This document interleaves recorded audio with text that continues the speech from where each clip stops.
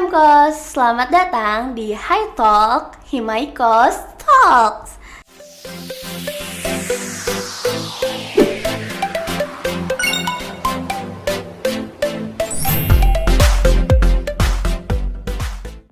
High Talk pertama ini kita akan membahas pasangan baru dan pengasuhan anak yang berfokus pada peran ibu. Bersama narasumber kami, alumni dari Ilmu Keluarga dan Konsumen IPB University, yaitu Kak Ataya Nadia Ashar. Halo Kak. Hai, halo Selamat semuanya. datang di High Talks. Selamat datang juga di High Talk.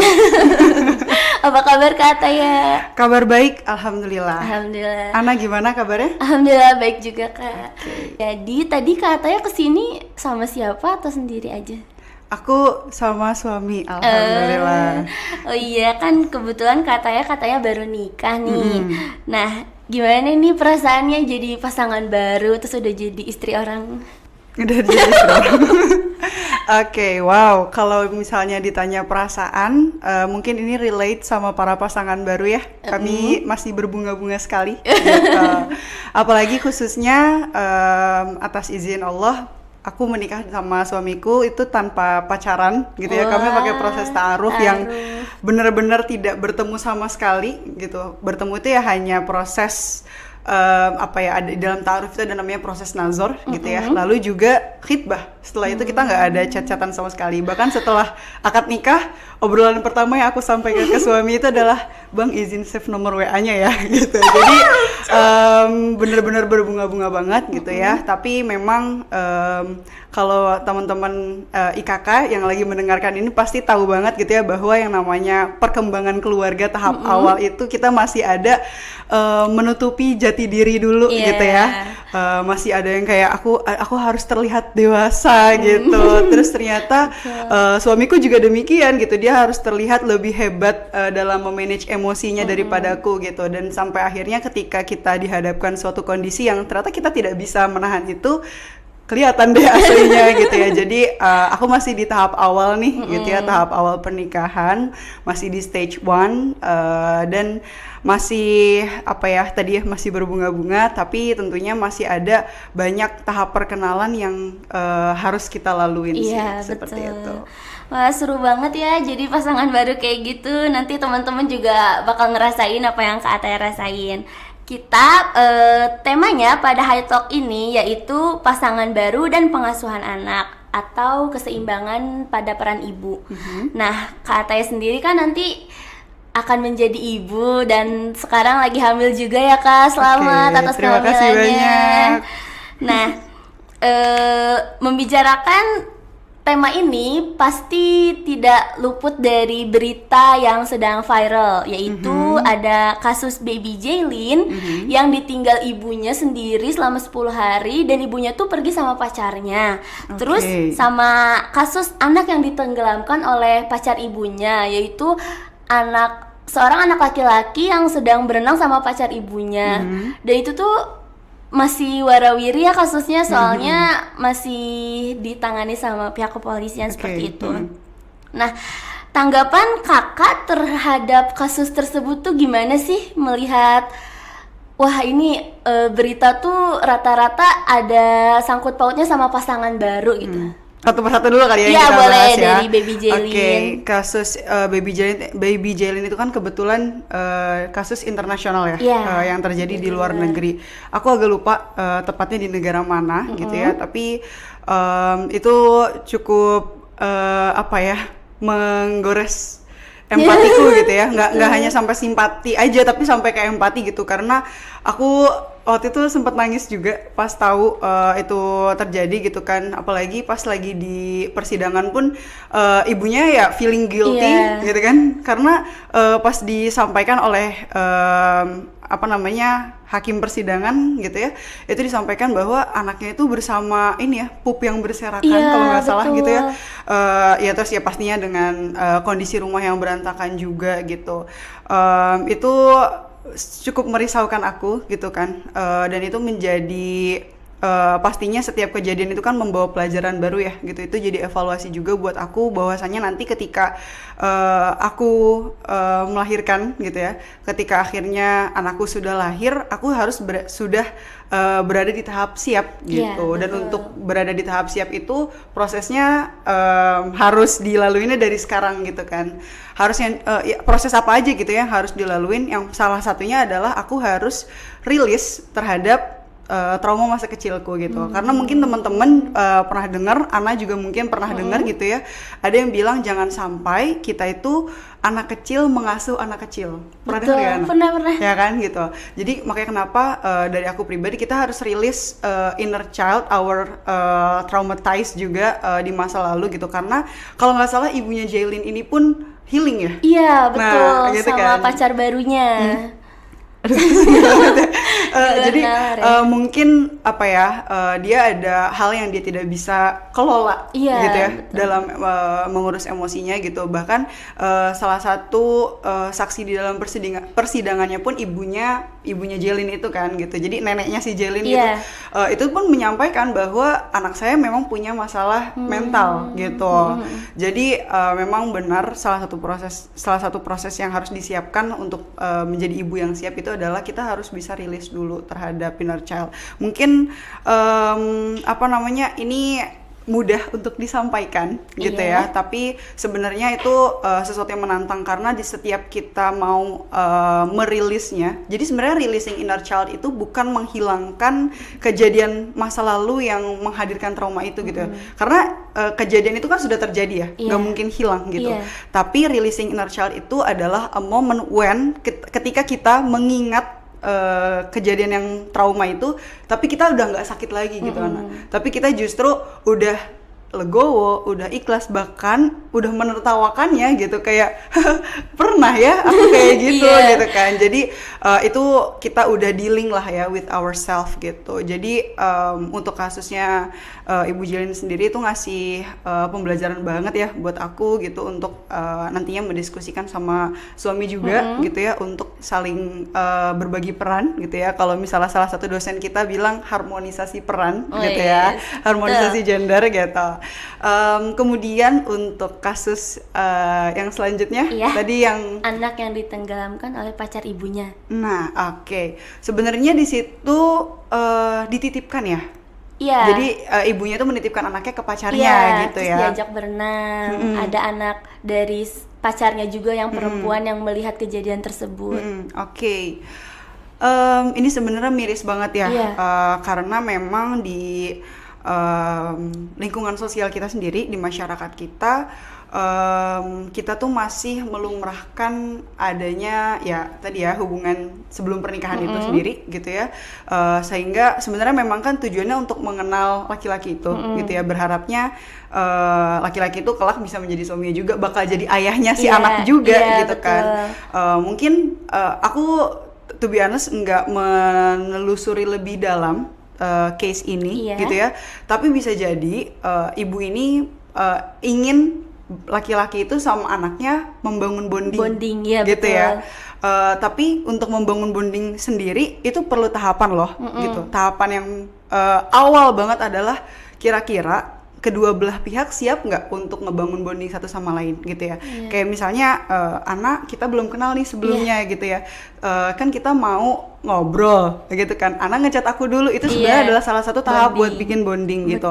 Ketika Ana bersedia untuk untuk bangun bonding sama aku juga bersedia. Kalau misalnya aku nggak bersedia, aku nggak akan welcome gitu ya, sehingga tidak ada bonding yang terbangun. Nah, makanya kenapa dari kedua belah pihak tersebut gitu ya, itu perlu ada kesepakatan gitu ya antar kedua belah pihak gitu. Untuk bisa dapetin kesepakatan pun juga ada lagi prosesnya, yaitu briefing gitu. Karena anak itu mereka itu sampai 7 tahun gitu ya, mereka tuh masih apa kata mamahku, apa kata papahku gitu kan. Jadi kalau misalnya dia mau melakukan sesuatu gitu ya, kalau di kasus ini kan berarti mau diajak berenang sama pacar ibunya gitu ya, itu harus di briefing dulu gitu ya, disampaikan dulu kamu akan berenang nih sama laki-laki ini gitu kan, nanti kamu akan dititip gitu ya, mama akan di sini dan lain-lain. Jadi kayak briefing itu benar-benar harus lengkap, dan kejadiannya pun harus sesuai dengan briefingnya gitu. Aku punya sedikit cerita gitu kan. Jadi waktu itu aku lagi dalam perjalanan sama keponakanku.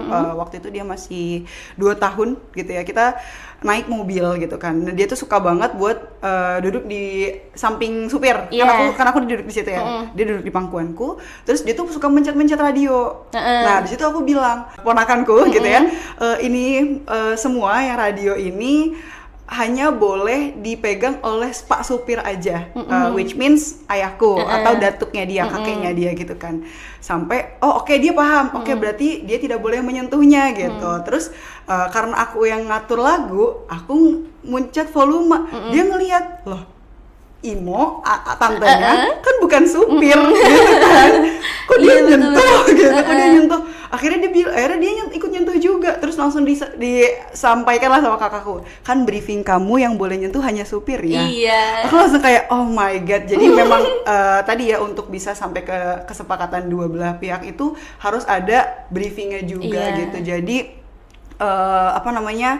ini sebuah kasus yang cukup menyayangkan juga, tapi balik lagi dari penyampaian aku tadi yang kalau misalnya memang ingin bangun bonding harus ada kesepakatan dua belah pihak, harus ada briefingnya dulu. Itu semuanya ada peran ibu loh gitu ya, karena anak itu kan 9 bulan ada di kandungan ibunya gitu kan, bisa dibilang suara perut ibunya aja kedengeran gitu kan, jadi kayak harus diajak ngobrol tuh suara ibunya lah yang paling akrab gitu ya dengan dia. Jadi jangan sampai peluang-peluang besar tersebut itu tidak kita sadari sebagai ibu gitu kan, dan sampai akhirnya kita menyesali itu gitu kan, dan akhirnya kejadian hal-hal yang tidak kita inginkan. Itu mungkin feedback dari aku mengenai kasus yang ada di luar negeri sama di Indonesia itu. Kasus tadi kan rata-rata terkait sama pasangan baru ya kayak dari yang baby Jaylin, ibunya sama pacar barunya pergi main, terus sama yang kasus anak yang ditenggelamkan oleh pacar ibunya juga ada pasangan baru di situ kan. Jadi bonding ayah tiri seperti itu.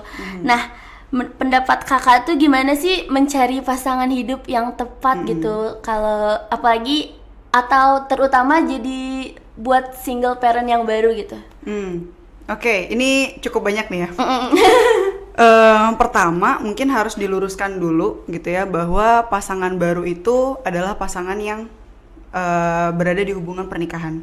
Itu karena kalau kasusnya Ibu Jaylin dengan pacarnya gitu ya, itu adalah 2 orang yang dalam hubungan status pacaran gitu. Oke, mereka it's a couple, mereka adalah pasangan, tapi bisa dibilang masih hanya ibunya lah yang punya hak penuh atas pengasuhan anaknya. Ibaratnya ya pacarnya nggak punya gitu. Jadi kalau misalnya mereka mau healing karena kondisi ibunya Jaylin ini punya kondisi mental yang kurang stabil, ya pacarnya sebagai laki-laki itu sebagai pacar ibunya, dia tidak sebagai ayahnya Jaylin. Jadi dia merasa ya udah dia nggak punya hak, dia nggak punya tanggung jawab untuk memastikan Jaylin itu dalam kondisi yang baik untuk ditinggalkan gitu ya. Jadi begitupun yang kasus yang di Indonesia gitu ya, itu masih pacar ibunya juga sebenarnya untuk ditinggalkan, untuk dititipkan anaknya pun juga dia tidak punya tanggung jawab yang begitu besar gitu. Jadi aku mau meluruskan dulu nih Ana, bahwa pasangan baru ini kita fokusnya adalah pasangan yang baru menikah gitu ya. Jadi 2 kasus ini bukan pasangan yang baru menikah gitu. Jadi hanya ibunya lah yang punya peran penuh untuk penjagaan anaknya gitu ya. Itu yang pertama. Kedua, bagaimana cara mencari pasangan baru yang tepat untuk diri kita. Terus kalau untuk yang udah single parent tuh buat ngejaga anaknya tuh gimana sih untuk mencari ayah baru atau pengganti ayah kandungnya seperti itu? Oke, wow. Kalau pertanyaan yang pertama tentang bagaimana cara mencari pasangan itu mungkin relate to me, tapi kalau yang single parent ini semoga bisa menjadi ini aja ya buat sharing aja ya. Betul. Kalau bagaimana cara mencari pasangan gitu ya, sebenarnya setiap orang itu gini, tidak ada standar mencari pasangan yang umum gitu. Jadi kayak syarat mencari pasangan itu 1-5. Itu tuh nggak ada. Bisa jadi kalau di aku 1-5, di Ana tuh 1-10 gitu loh. Jadi atau bisa jadi yang cukup 1 step aja dia sudah bisa menemukan ini adalah caranya untuk menemukan pasangan terbaiknya gitu. Nah, kalau misalnya mau apa namanya, kan kalau dalam Islam itu sendiri kan sudah disampaikan ya bahwa perempuan yang baik akan dipasangkan dengan laki-laki yang baik, seperti itu ya. Atau ada juga yang menyebutkan bahwa jodoh kita tuh cerminan dari diri kita gitu ya. Tapi percayalah gitu, ini testimoni dari orang yang baru akan 5 bulan tanggal 3 Mei nanti. Jadi aku pribadi gitu ya baru menyadari bahwa oh ternyata pasanganku tuh beneran cerminan diriku tuh ketika setelah menikah loh gitu. Jadi apa namanya, ternyata suamiku tuh emang mirip ya sama aku itu bener-bener setelah menikah gitu. Terus gimana dong buat teman-teman yang mau kenal dulu gitu ya sebelum menikah gitu ya. Nah kalau dari aku pribadi itu banyak riset, semacam kalian melakukan penelitian terhadap tugas-tugas menyelesaikan tugas kalian gitu ya terhadap tanggung jawab tersebut. Mencari jodoh juga tanggung jawabnya nggak mudah loh gitu, nggak kecil loh gitu ya. Jadi teman-teman riset lah dari lingkungan sosial orang yang ingin kalian jadikan pasangan gitu ya. Teman-teman bisa lihat dari bagaimana sih dia memenuhi tanggung jawabnya terhadap amanah yang dia ambil gitu kan. Terus juga bisa ngelihat hubungan dia dengan orang tuanya bagaimana sih gitu ya. Nah ini aku sedikit cerita gitu ya, waktu tahap nazar sama suami gitu. Itu kan yang ada di ruangan itu hanya aku, ibuku, ayahku, suami, bunda dan ayahnya gitu ya. Jadi hanya berenam gitu ya. Terus pas lagi sesi isya kan Ataya ada yang mau ditanya enggak. Pertanyaan pertamaku adalah kalau kamu mengibaratkan dirimu sebagai benda, kamu tuh seperti apa gitu. Karena aku pengen tahu seberapa kenal sih dia dengan dirinya sendiri gitu ya. Terus dan ternyata dibalas sama dia juga ya. Kalau kamu kayak apa gitu kan. Terus setelah itu ya aku nanya juga ke bundanya gitu ya, bagaimana cara sejauh mana dia melibatkan orang tuanya ketika menyelesaikan masalahnya gitu. Karena nantinya ketika kita hidup berdua, aku mau loh maksudnya kita kan sebaiknya saling melibatkan ya, suka dan duka gitu ya, atas dan bawah, pokoknya pahit manis kehidupan gitu ya, asam garam gitu lah ya. Jadi aku nanya hal itu gitu ke orang tuanya. Jadi manfaatkan banyak momen untuk perkenalan, untuk mengenal lebih jauh calon pasangan kita gitu ya. Dan itu nggak harus dari nanyain ke dia gitu, karena sebenarnya kalau nanya ke dia sendiri dia bisa formalitas ya, dia bisa menjawab yang kira-kira jawaban yang memikat apa nih gitu kan. Jadi semoga itu bisa jadi tips gitu ya, bagaimana cara mencari pasangan baru yang tepat gitu kan, yang baik juga gitu.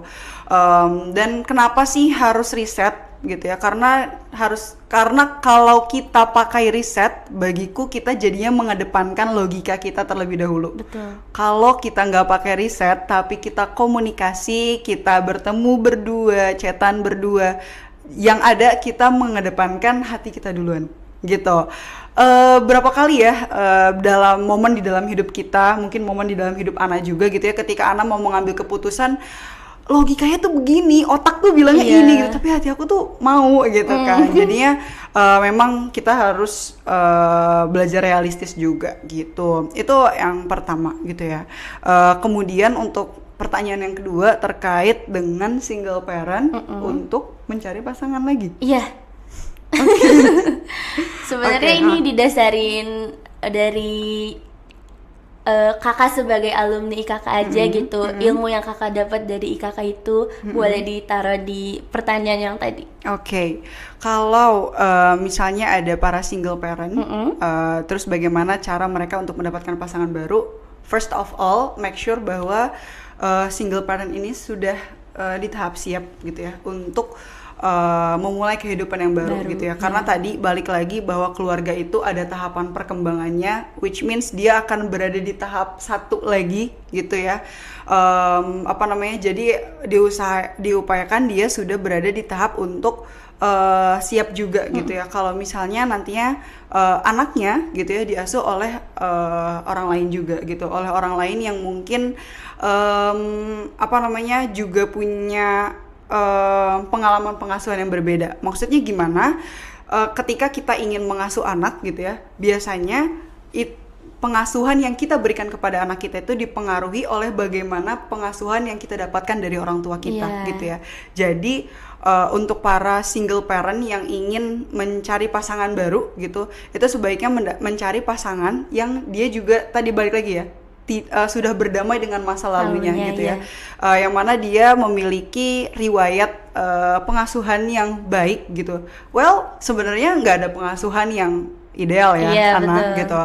Tapi kalau misalnya dia adalah laki-laki, kalau misalnya single parentnya ini adalah perempuan ya, kalau misalnya dia mencari laki-laki yang dia sudah bisa menyelesaikan, sudah bisa berdamai gitu ya dengan masa lalunya, dengan trauma masa lalunya gitu, atau mungkin dia memiliki hubungan yang baik dengan orang tuanya, insya Allah gitu dia bisa mengasuh anak kita dengan baik juga gitu. Betul. Dan kan ada yang bilang juga kalau carilah laki-laki yang dewasa gitu ya. Tapi sebenarnya dewasanya dia ini untuk dirinya atau untuk lingkungan sosialnya gitu. Itu perlu dipastikan juga gitu, karena ada orang yang dia merasa dia dewasa, bahkan dinilai oleh orang lain juga dewasa gitu ya. Tapi ketika berada di hubungan rumah tangga, di hubungan pernikahan, itu menjadi tantangan baru gitu. Karena semua orang ibaratnya semua orang yang baru menikah itu adalah pernikahan pertamanya gitu bagi dia gitu kan. Jadi ini adalah medan pertama loh bagi dia untuk bisa survive bareng orang lain yang sebelumnya nggak pernah hidup bareng sama dia gitu kan. Jadi kalau misalnya single parent ini gitu kan ingin menjalin hubungan baru gitu ya dengan orang lain gitu ya, pastikan dia adalah orang yang siap untuk masuk ke dalam hidupnya single parent ini, yang mana dia sudah berada, yang sebelumnya dia sudah berada di tahap kesekian gitu di dalam rumah tangga gitu kan. Nah kalau misalnya mau direfleksikan sendiri dengan keilmuan kita gitu ya, kalau di IKK sendiri itu ada yang namanya teori psikososial gitu ya, yang mana lingkungan sosial itu memberikan pengaruh pada perkembangan pola pikir dan perilaku sosialnya anak gitu. Jadi kalau misalnya single parent ini mau bertahan sendirian gitu ya, sekiranya yang akan berkembang pada perkembangan sosialnya anak itu memang akan berbeda daripada diasuh oleh orang tua lengkap gitu ya.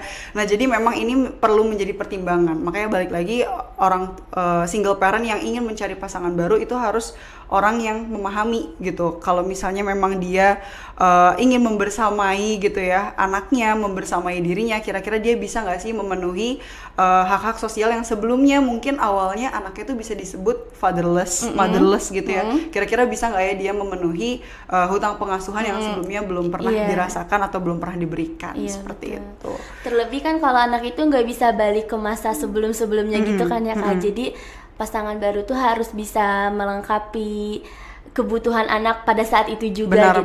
Bener banget. Oke. Ini challenging banget ya pertanyaannya, challenging question. Tapi semoga bisa menjadi gambaran bahwa kalau memang ingin menikah lagi gitu ya, khususnya untuk single parent, dia harus ketemu sama lelaki yang matang, dia harus ketemu sama pasangan baru yang matang gitu ya. Dan begitupun orang yang sekiranya ingin menikahi pasangan yang sudah punya anak gitu ya, istilahnya itu juga ada tantangan yang berbeda loh gitu. Dan bisa dibilang anak itu kan adalah amanah ya anak. Nah kalau misalnya ingin menikahi pasangan yang sudah punya anak gitu ya, berarti dia tidak hanya mengemban amanah dari Tuhan aja gitu, tapi dia juga mengemban amanah dari orang tua aslinya gitu kan. Jadi kita memang harus di posisi yang siap sih, jangan sampai ya udah kayak misal lo mau nikah nggak sama gue tapi gue punya anak 2 umurnya segini sama segini, gue bisa kok, duit gue cukup, bisa gitu. Itu nggak sekedar itu aja gitu. Jadi kita nggak ngebahas sampai ke tentang kemampuan finansial ya, tapi memang bener-bener kemampuan mental, kesiapan mental itu yang paling utama banget gitu ya. Pokoknya kalau dari aku, untuk setiap apa ya istilahnya tantangan dalam hidup gitu ya, yang perlu kita kedepankan dulu itu adalah self awareness sih gitu ya, betul. kesadaran diri gitu, karena kadang-kadang kita itu ketika berhadapan dengan sesuatu yang tiba-tiba, yang mengagetkan, yang menyakitkan gitu ya, pokoknya pahit, itu kita langsung panik dulu gitu ya, turn off logical thinkingnya gitu, dan akhirnya kita tidak sadar diri, kita tidak mawas diri untuk mengambil keputusan yang secara bijak kayak gitu sih. Betul. Nah, jadi kakak kan tadi udah menjelaskan ya kalau dari tips mencari pasangan baru, terutama kan kakak belum amit-amit banget gitu ya jadi single parent gitu. Maksudnya kan sekarang jadi pasangan baru, tips dari awal memasuki tahap keluarga yang pertama yaitu menikah kan. Terus udah menjelaskan juga terkait pengasuhan yang dilanjutkan oleh pasangan baru seperti ayah tiri atau ibu tirinya. Nah, sekarang pendapat kakak itu cara menyesuaikan diri sebagai orang tua baru itu gimana sih? Oke, menyesuaikan diri sebagai orang tua baru. Berarti ini yang pasangan, apa dari single parent terus pasangan barunya? Yang pasangan baru nikah sama single parent gitu yang Oke, iya. Oke. Ayah tiri, ibu Iya, tiri tadi iya. ya. Oke. Ya, kalau dari aku pribadi sebenarnya kita sebutnya apa ya biar lebih nyaman, ayah tiri atau ibu tiri ya? Iya, Berarti, boleh. Oke. Ayah tiri atau ibu tiri ini harus membangun kepercayaan anak gitu, karena dalam tahap pertama perkembangan sosial anak sendiri pun itu ada yang namanya trust versus mistrust gitu. Iya, Kalau betul. misalnya teman-teman IKK yang mendengarkan itu pasti paling hafal yang itu sih. Tahap nomor 1 trust versus mistrust gitu. Kalau tidak terbangun kepercayaan terhadap orang tuanya, ya yang terbangun adalah ketidakpercayaan gitu. Dan kalau misalnya bukti gitu ya, kalau misalnya butuh bukti anak sudah percaya sama orang tuanya itu kayak gimana sih gitu ya, mungkin aku akan sedikit mengangkat satu study case gitu ya. Ana pernah gak sih ngedenger atau ngelihat langsung gitu ya, anak yang pas lagi nggak sama ibunya itu dia mandiri banget, dia bisa main sendiri, dia bisa makan sendiri gitu ya, pokoknya dia anteng gitu. Tapi ketika ibunya datang, dia langsung chaos gitu, diajak makan dia nggak mau gitu kan, diajak main, diajak sosialisasi dia nggak mau, dia maunya sama ibunya gitu. Sampai akhirnya orang di sekitar situ ngomong, perasaan tadi pas nggak ada ibunya anteng, pas nggak ada mamanya pinter gitu. Nah, ini adalah salah satu bukti bahwa anak itu sudah terbangun kepercayaannya terhadap orang tuanya, karena dia merasa ibunya adalah zona aman baginya untuk melakukan tingkah apapun. Betul. Jadi buat ayah tiri, buat ibu tiri gitu ya, yang pertama harus dibangun banget adalah kepercayaan gitu, kepercayaan terhadap anak gitu, karena kan selanjutnya nantinya anaknya itu akan di bawah pengasuhannya gitu ya. Jangan sampai anak itu terbangun mindset yang kayak dia kan baru masuk ke kehidupanku di usiaku sekian gitu, kok bisa-bisanya dia mengatur gitu ya. Apalagi masih ada loh stigma orang tua yang merasa bahwa saya tuh jam terbang di dalam hidup ini gitu ya. Kan saya usianya lebih lama gitu ya, jam terbang tuh udah lebih banyak gitu ya. Jadi kamu nurut aja deh gitu. Itu tuh masih ada loh stigma itu gitu ya. Jadi harus bangun dulu kepercayaan dengan anak gitu ya.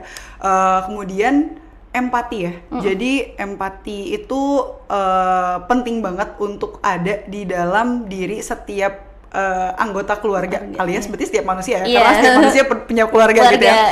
Jadi gimana nih cara ngebangun empati gitu ya? Iya, dari bangun pagi sapa lah satu sama lain gitu kan. Sampaikanlah kalimat-kalimat penuh kebaikan, penuh cinta gitu. Gak harus yang kayak selamat pagi, aku sayang kamu, gak harus kayak gitu kan. Tapi kayak selamat pagi, semoga harimu baik hari ini gitu kan. Jadi itu itu salah satu tahap awal untuk bisa ngebangun safe space untuk anak gitu ya, kayak nyaman ya untuk saling bertegur sapa dengan orang tuaku sendiri gitu ya. Karena ada loh anak yang jarang bertegur sapa anak Iya. gitu. Jadi bikinlah space, ruang di mana anak itu nyaman untuk bertegur sapa dengan kita sebagai orang tua gitu ya. Setelah anak punya ruang yang nyaman untuk bertegur sapa sama kita, lalu apa gitu? Masa cuman sapa-sapaan doang gitu ya.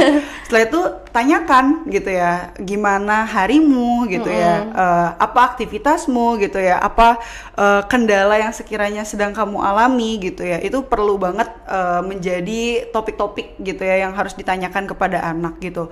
Dan ketika kita memberikan pertanyaan tersebut, berarti kita harus siap untuk menjadi pendengar gitu, karena belum banyak orang yang tahu pentingnya mendengarkan, pentingnya menyimak gitu. Bahkan in English, hearing and listening aja tuh beda. Hearing itu ya kita hanya mendengarkan aja dengan telinga gitu. Tapi kalau listening itu kita mendengarkan, menyimak dengan empati. Betul. Gitu ya. Jadi kita ada sebuah singkatan gitu ya. Ini kayak aku baru banget baca bukunya kemarin, namanya SLRB.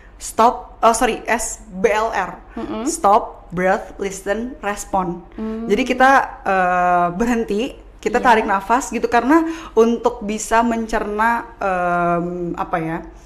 cerita negatifnya orang lain gitu, itu bisa mempengaruhi kondisi kita juga loh gitu. Jadi kita tarik nafas gitu, listen, kita dengarkan, baru kita berikan respon gitu ya. Jadi sedikit balik lagi apa yang harus dilakukan oleh ayah tiri dan ibu tiri, yaitu yang pertama ngebangun kepercayaan gitu kan. Kalau misalnya kepercayaannya si anak sudah terbangun, kita pun juga lebih nyaman untuk mempercayakan apapun ke anak. Contohnya meninggalkan rumah ke anak gitu kan. Kalau misalnya anak pamit mau kerja kelompok, kita percaya gitu kan, karena sudah terbangun kepercayaan antar kedua belah pihak gitu ya, antar orang tua dengan anak gitu.